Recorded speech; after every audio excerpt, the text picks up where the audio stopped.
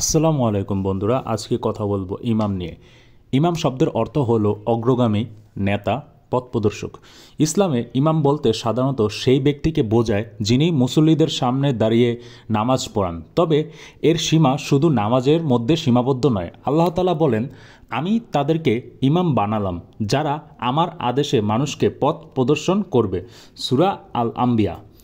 ইমামের মূল দায়িত্ব জামাতে মুসল্লিদের সামনে দাঁড়িয়ে নামাজ আদায় করানো, কোরআন, হাদিস, আকিদা, ফিকাহ শেখানো, মুসল্লিদের মধ্যে বিবাদ মীমাংসা, উপদেশ দেওয়া, সঠিক পথে চালানো, মুসলমানদের ঈমান, আমল, চরিত্র ঠিক রাখা, জুম্মা, ঈদসহ বিশেষ সময়ে মুসল্লিদের ইসলামী দিক নির্দেশনা দেওয়া। রাসূল সাল্লাল্লাহু সাল্লাম বলেন, ইমাম হলো রক্ষণাবেক্ষণকারী এবং তার অধীনস্থদের ব্যাপারে তাকে প্রশ্ন করা হবে। সহিহ মুসলিম, সহিহ বুখারী।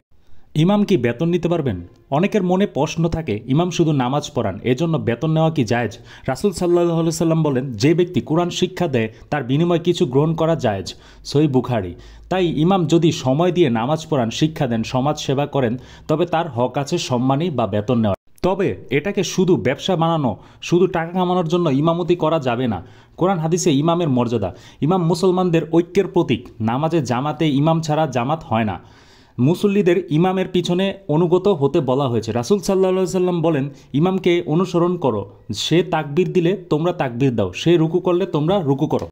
নবী সাল্লাল্লাহু সাল্লাম ও সাহাবারা কিভাবে ইমামের দায়িত্ব পালন করতেন? রাসূল সাল্লাল্লাহু সাল্লাম নিজেই ছিলেন প্রথম ইমাম। উনি শুধু নামাজ পড়াতেন না, বরং পুরো সমাজের নেতা ছিলেন।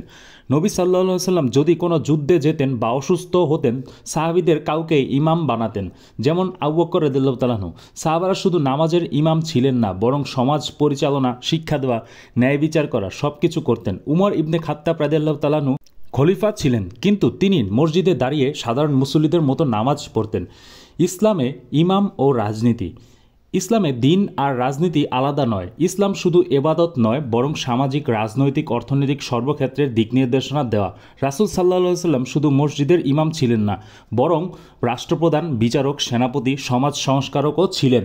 আবু বকর রাদিয়াল্লাহু তাআলা আনহু, ওমর রাদিয়াল্লাহু তাআলা আনহু, উসমান রাদিয়াল্লাহু তাআলা আনহু, আলী রাদিয়াল্লাহু তাআলা আনহু, তারা সবাই নামাজের ইমামও ছিলেন, আবার রাষ্ট্রপ্রধান ও রাজনৈতিক নেতা ছিলেন।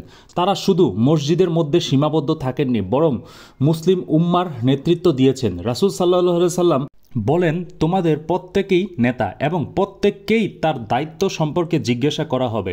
ইব্রাহিম আলাইহিস সালাম সম্পর্কে আল্লাহ তাআলা বলেন, আমি তোমাকে মানব জাতির জন্য ইমাম বানালাম। সূরা আল বাকারা।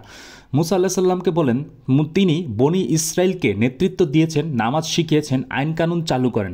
আবু বকর রাদিয়াল্লাহু তাআলা আনহু সম্পর্কে রাসূল সাল্লাল্লাহু আলাইহি সাল্লাম ইন্তেকালের পর তিনি প্রথম খলিফা ও ইমাম হন। তিনি ইমামতি ও রাষ্ট্র পরিচালনা করেন।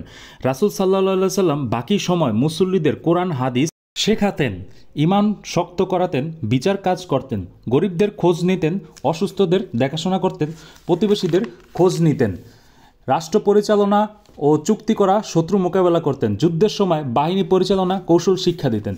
বন্ধুরা, এই ছিল নবী, রাসূল, সাহাবাদের অ্যাজ এ ইমাম হিসাবে দায়িত্ব। তারা শুধুমাত্র মসজিদের মধ্যে নামাজ পড়ানোর মধ্যে সীমাবদ্ধ থাকেনি, তারা বরং সমাজের প্রতিটা গুরুত্বপূর্ণ কাজে নেতৃত্ব দিয়েছেন।